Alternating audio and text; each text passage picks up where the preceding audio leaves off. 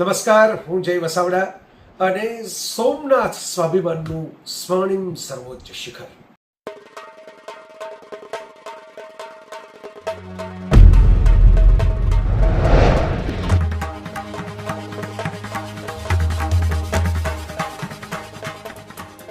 જય વસાવડાના તમામ વિડીયોનો એક જ ઓફિશિયલ ખજાનો એટલે પ્લેનેટ જેવી યુટ્યુબ ચેનલનો જલસો. આ બધાના કારણે અમારે સોમનાથની અંદર તો આવીએ ત્યારે દાદાના દર્શન કરવાનો ભાવ જાગે જ. અને મારા પિતાશ્રી પરમ સોમનાથ ભક્ત, એમને તો વારંવાર અમે પણ લઈ આવતા જ્યારે આ દુનિયામાં હતા ત્યારે, અને એમને બહુ મન હતું. છેલ્લે તો અમે ચાલી શકે એવી હાલત નહોતી ત્યારે અમે પૂછતા કે ક્યાં જવું છે, તો એમ કહેતા સોમનાથ જવું છે. તો મને અહીંયા આવું ત્યારે એવું જ લાગે કે હું જાણે પપ્પાને ભેગા લઈને આવ્યો છું. તો બહુ જ આનંદ થાય. સોમનાથના ઇતિહાસ વિશે હું તો શું કહું, આપણા બધાનો ઇતિહાસ જ્યાંથી શરૂ થાય છે એ જ આ ભૂમિ છે. અને ભારતીય સંસ્કૃતિનું જે ઉત્તમ સ્થાન જે કહેવાય, એક જ્યોતિર્લિંગ, અને માત્ર ભારતનું શું કહું, હું તો એમ કહું છું કે વિશ્વની માનવ જાતની ધરોહર આ જગ્યા છે, આ સોમનાથ છે. તો મને બહુ આનંદ થયો, બહુ પ્રસન્નતા થઈ. આજે જે સ્વરૂપના દર્શન કર્યા, આ બધા મિત્રોને કારણે, સાહેબને કારણે મને જે આનંદ થયો કે ભાઈ શાંત સ્વરૂપ, એકદમ શાંતિ, રાત્રિનો સમય, અને એની અંદર આપણા મનની અંદર પણ પ્રસન્નતાવાળી શાંતિ. શાંતિ એવી પણ હોય કે જે પ્રસન્નતા ન આપે, તમને ઉચાટ આપે, પણ આ તો પ્રસન્નતાભરી શાંતિ, એટલે એનો મને આનંદ થયો. અહીં આપ બધાની સાથે વાત કરતા કરતા એ પણ જાણવા મળ્યું કે સોમનાથ ટ્રસ્ટ છે એ કેટલા સરસ મજાના પવિત્ર સર્જનાત્મક કાર્યો કરે છે. ખંડનાત્મક કાર્યો ધર્મના નામે ખૂબ ચારે બાજુ આખી દુનિયામાં જ્યારે થતા હોય ત્યારે આપણે ભારત દુનિયાને દિશા દેખાડી શકે એમ છે કે ધર્મ તમારા માટે એક જીવન જીવવાનો રસ્તો બને, એ સર્જનાત્મક કન્સ્ટ્રક્ટિવ કામ કરવાનો રસ્તો બને. તો એ રચનાત્મક કામ મેં પર્યાવરણનું જાણ્યું કે કેટલા બધા વૃક્ષો અને ફળાઉ વૃક્ષો જે ખેડૂતો ઉછેરી રહ્યા છે, કેટલી બધી ભૂમિની કેવી રીતે સફાઈ થઈ રહી છે. અને આ મારા હાથમાં જે છે એ તો મારા માટે સાવ, મેં ખૂબ બધું વાંચ્યું વિચાર્યું છે, પણ આ મને કથા પણ ખબર નહોતી કે દક્ષિણ ભારતીય સાહિત્યમાં પણ ખાસો ઉલ્લેખ છે કે ચંડ, જે સોમગંગા નામનું આ જે શિવ નિર્માલ્ય જળ છે, જે લોકો શ્રદ્ધાળુ આસ્થાળુ મિત્રો હોય એમને ખ્યાલ જ હશે કે શિવ નિર્માલ્ય એટલે શિવ ઉપર જે જળ પડતું હોય, અને શિવ ઉપર તો જળની આખી પરંપરા રહી છે, જલાધારી હોય જ, અને એમાં પાછું પંચામૃત, બિલ્વપત્ર, પુષ્પ બધું ભળતું હોય. એ જળ જ્યારે જાય ત્યારે સામાન્ય રીતે આપણે ગૌમુખમાંથી બહાર નીકળે, પરિક્રમા કરતા હોય અને વંદન કરતા હોઈએ.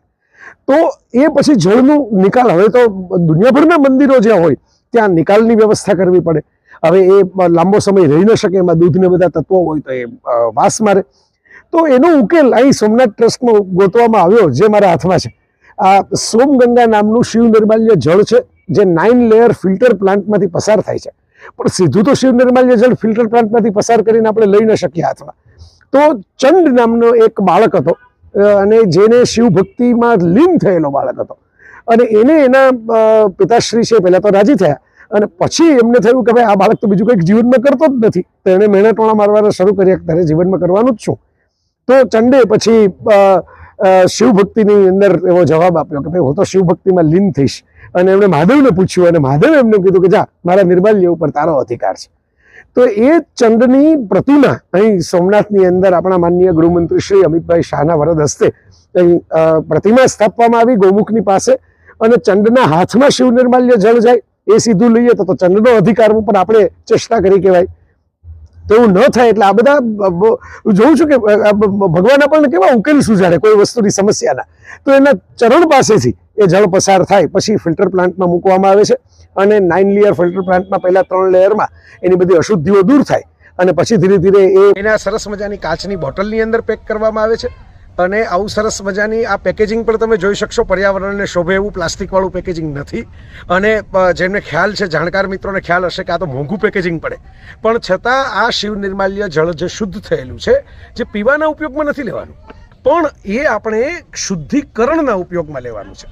એટલે માનસિક રીતે પણ આપણને એક સહારો આપે કે આપણે એક સરસ પવિત્ર જળ હાથમાં લઈને કે જીવનમાં લઈને, કે ઘણી વખત ઘણા મિત્રોને માનસિક નબળાપણું લાગતું હોય, ડિપ્રેશનમાં વારંવાર જતા રહેતા હોય, આપઘાતના એવા વિચારો આવતા હોય, ત્યારે જેમ હનુમાન ચાલીસા સાંભળો અને તમારી અંદર એક જોમ આવી જાય એને કારણે, એવી રીતે તમને એમ થાય કે ના, મારી ભેગું તો શિવ નિર્માલ્ય જળ છે, તો આખી બોટલ ન ફેરવાનું, ટીપા લઈને પણ તમે વંદન કરી લ્યો, અથવા તો તમે છાંટી લ્યો, તમારી કોઈ જગ્યા એવી હોય ત્યાં તમે છાંટી લો તો પણ કામ લાગે. અને અહીં સોમનાથ ટ્રસ્ટની અંદર જ આ વેચવામાં પણ આવે છે, પણ સાવ ટોકન ભાવે 10 રૂપિયા, જેમાં મેં કીધું આમાં બોટલ પણ ન આવે એ ભાવે. અને આ બહુ સરસ મને પ્રકલ્પ ગમ્યો. એટલે મને એમ થયું કે ચાલો હું આપ બધા સાથે શેર કરું કે ભગવાન શિવની તો ખૂબ કૃપા રહી છે આ દેશ ઉપર, આપણા બધા ઉપર. અને ભોળાનાથ છે એ તો મહાદેવ, દેવોના દેવ છે, સમગ્ર પ્રકૃતિ એમના ઈશારે ચાલે છે. ત્યારે આપણને આવી નવી વાત પણ શીખવાડી શકે એનો આનંદ છે. વડાપ્રધાન શ્રી નરેન્દ્રભાઈ મોદી જ્યારે મુખ્યમંત્રી હતા ત્યારનું હું નિરીક્ષણ કરું છું કે જેમ દરેકના એક અવતાર કૃત્ય આપણે એમ બોલીએ ને, એમ એમનું એક કર્તવ્ય એ પણ છે કે આપણી પાસે જે અદ્ભુત વારસો છે એ વારસો કેવી રીતે લોકો સુધી પહોંચાડવો, અને એ બહુ જ સરસ રીતે કરી રહ્યા છે. એમને બહુ જ ઇન્ટરનેશનલ લેવલનું વિઝન રાખ્યું છે કે દુનિયાભરની અંદર આપણે જઈએ બહાર તો બધાને એમ લાગે કે કેવી ભવ્યતા છે, કેવી. તો આપણી પાસે ભવ્યતા અને દિવ્યતા બંને છે, પણ આપણે એની રજૂઆત સરખી નથી કરી દુનિયાની સામે. તો મોદી સાહેબે મેં જોયું અંબાજીનું મંદિર હોય, આપણું સોમનાથનું તીર્થ હોય, હમણાં પાવાગઢનું પણ આખું નવેસરથી કર્યું. પોતે જ્યાંથી ચૂંટાઈને સાંસદ થયા છે બનારસના ઘાટ પણ આખા નવા કરી નાખ્યા. જે ગાંધીજીનું સપનું હતું કાશી વિશ્વનાથ મંદિર છે એ સ્વચ્છ અને સુંદર થાય, એ અંતે મોદી સાહેબે આટલા વર્ષો પછી પૂરું કર્યું આઝાદીના અમૃત મહોત્સવમાં. તો વડાપ્રધાન શ્રી એમના પોતાના દ્રષ્ટિકોણથી એક નવું જ સ્વરૂપ આપી રહ્યા છે આપણા તીર્થસ્થાનોને, અને એને વધારે સગવડવાળું પણ કરે છે. માત્ર સૌંદર્યવાળું કરે છે એમ નહીં, સુવિધાજનક કરે છે. અને લોકો માટે વધારે વિશાળ બનાવીને આપણો જે વારસો હતો જેનું ગૌરવ આપણે અનુભવી શકીએ અને દુનિયાની સામે છાતી કાઢીને ટટ્ટાર ગરદન એમ કહી શકીએ કે આ અમે છીએ, આ ભારત છે, અને અમે આના વારસદારો, અમૃતસ્ય પુત્રઃ, અમે આ અમૃતના સંતાનો છીએ. સોમનાથ મંદિર સ્વાભાવિકપણે સૌરાષ્ટ્રમાં મોટો થયો છું એટલે સૌરાષ્ટ્ર સોમનાથવાળું મંદિર એક મારા હૃદયની અંદર વસેલું છે. નાનપણથી મમ્મી પપ્પાની આંગળી પકડીને પણ એની યાત્રાઓ કરેલી છે.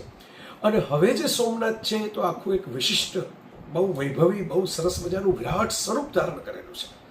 અને એનો મને આનંદ છે. હું એમ માનું છું કે સરદાર પટેલે જ્યારે સોમનાથના જીર્ણોદ્ધારનો નિર્ણય લીધો ત્યારે સરદાર વિશે જે કોઈ જાણે છે એમને ખબર છે કે એ કોઈ એટલા બધા કંઈ એમ ચુસ્ત ભગવાનના ભક્ત આસ્થાવાદી કહેવાય, રોજ પૂજાપાઠ કરતા હોય, દેવદર્શને જતા હોય એવા વ્યક્તિ નહોતા. બહુ રેશનલ હતા, બહુ લોજિકલ હતા. પણ છતાં એમણે અંગત રસ લીધો સોમનાથના જીર્ણોદ્ધારમાં, કારણ કે ભારત આઝાદ થયા પછી સોમનાથ મંદિર કેવળ એક મંદિર નહોતું, એ ભારતીય સંસ્કૃતિની, આપણી ઋષિઓના વારસાની, ચૈતન્ય ધારાની, આપણી અસ્મિતાનું એક ખંડિત પ્રતીક હતું કે જેને હવે ભારત આઝાદ છે, સાર્વભૌમ છે અને સુરક્ષિત છે એ બતાવવા માટે નવા સ્વરૂપે ઊભું કરવું જરૂરી હતું. એટલે એક રીતે એક માનસ પટલ ઉપર એક જે જખમ હતો એના ઉપર મલમ લગાડવાની ત્યારે સરદારે કોશિશ કરેલી.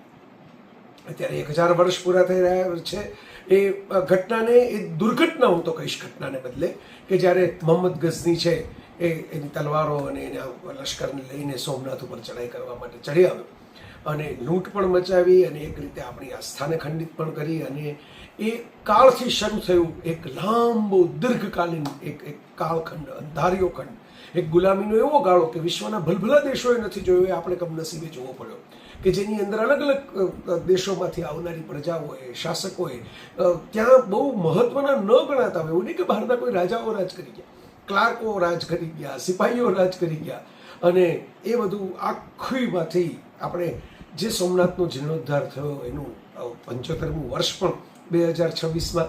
અને જે સોમનાથ તો બધાના હૃદયમાં છે. કનૈયાલાલ મુનશીની કૃતિઓ છે, સોમનાથની વાંચો. મારી તો એક ડ્રીમ છે કે સંજય ભણસાલી જેવો કંઈ ડિરેક્ટર જે છે એ કનૈયાલાલ મુનશીની કૃતિઓ ઉપરથી સોમનાથની ભવ્ય ફિલ્મ કોઈ બનાવે, અતિ ભવ્ય ફિલ્મ બનાવે, લાર્જ સ્કેલ ઉપર દુનિયાને ખબર પડે કે સોમનાથ શું છે. તો મારા મિત્રો, કે એવું નથી કે મંદિરને એ જે 1000 વર્ષ થયા, પણ એ પહેલાંનું સોમનાથ તો હતું. એ પહેલાં શિવ અને મહાદેવ છે, અનાદિ અનંત કહેવાય છે આપણી સંસ્કૃતિમાં મહાદેવને, કે જે કંઈથી જન્મેલા નથી અને જેનું કંઈ મૃત્યુ સંભવ નથી.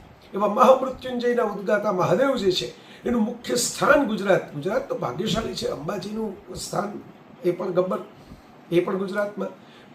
આપણું દ્વારકા કૃષ્ણનું એ પણ ગુજરાતમાં, અને મહાકાળીનું પાવાગઢ એ પણ ગુજરાતમાં, અને શિવજીનું સોમનાથ એ પણ ગુજરાતમાં. તો ગુજરાત તો અદ્ભુત પ્રદેશ છે, વિશાળ પ્રદેશ છે કે આવો વારસો સાચવીને બેઠું છે. પણ સોમનાથ એક સિમ્બોલિક પ્રતીક છે. મહાદેવનું મંદિર છે, શિવનું મંદિર છે, એ એક વાતનું પણ પ્રતીક છે કે કેવો ખજાનો, કેટલી સમૃદ્ધ એ ધારા રહી હશે કે જ્યાં મંદિરની આખા સોનાના દરવાજા હોય અને હીરાજડિત શિવલિંગો હોય. એ એક રીતે આમ તમે જુઓ તો ભારતનું આત્મગૌરવ પણ છે, અને એક રીતે તમે જુઓ તો સોમનાથ મંદિર જે છે એ જ્યોતિર્લિંગની રીતે આપણે કોણ છીએ, આપણે મૂળભૂત રીતે કઈ આધ્યાત્મિક ધારામાં માનીએ છીએ એનું પ્રતીક પણ છે. ચંદ્ર સૌમ્ય એના ક્ષય માટેની જે કથા છે આખી, કે જેના માટે પૂજા કરી અને મહાદેવ પ્રસન્ન થયા, એ સોમનાથ મંદિરનું પરિસર આજે બહુ ભવ્ય અને આધુનિક થયું છે. લેડી સાહેબને કારણે મારે ત્યાં જવાનું પણ થયેલું, ત્યાં હું બોલેલો પણ છું, વ્યાખ્યાનો આપેલા છે. સોમનાથ ટ્રસ્ટ અત્યારે સરસ પ્રવૃત્તિઓ, માનનીય વડાપ્રધાન પણ એને સરસ રીતે માર્ગદર્શન દોરવણી આપી રહ્યા છે. ત્યાંનું જે જળ છે એને પણ સરસ રીતે મૂકવામાં આવે છે, ત્યાં વડીલો માટે પણ સરસ વ્યવસ્થા છે, સિક્યુરિટી ખૂબ ટાઈટ કરવામાં આવી છે, અને અંદર મંદિરની અંદર જવાની એક ભવ્યતા તમને થાય. સાઉન્ડ લાઇટ શો નવો કરવામાં આવ્યો છે, બહારનો મંડપ નવેસરથી કરવામાં આવ્યો છે, અને આવડા દબાણો જે હતા એ હટાવી લેવામાં આવ્યા છે, એટલે સ્વચ્છતાનો અનુભવ પણ થાય સાગર લહેરાતો હોય ત્યારે, અને એક વિશેષ વાતાવરણ નિર્માણ થાય સોમનાથ પાસે જાઓ ત્યારે. એવું આપણને દિવ્ય અનુભૂતિ થાય, ભવ્ય અનુભૂતિ થાય. આ દિવ્યતા અને ભવ્યતા એ સોમનાથ છે, અને એના એક ભલે એની ઉપર પ્રહાર થયો, પણ એ પ્રહાર પછી પણ 1000 વર્ષે સોમનાથ હજી અડીખમ છે, સમગ્ર ભારત વર્ષના ચિત્તમાં છે. અને શિવ જે છે એ શિવ, પ્રિય મોરારી બાપુએ તેમની કથા જે દ્વાદશ જ્યોતિર્લિંગની કરી હતી એનું સમાપન એવી એક અનોખી રામકથા કે જે હજી સુધી ક્યારેય નથી થઈ એવી, કે બધા જ જ્યોતિર્લિંગોની અંદર કથા થઈ હોય, સમાપન સોમનાથની ભૂમિ ઉપર કરેલું.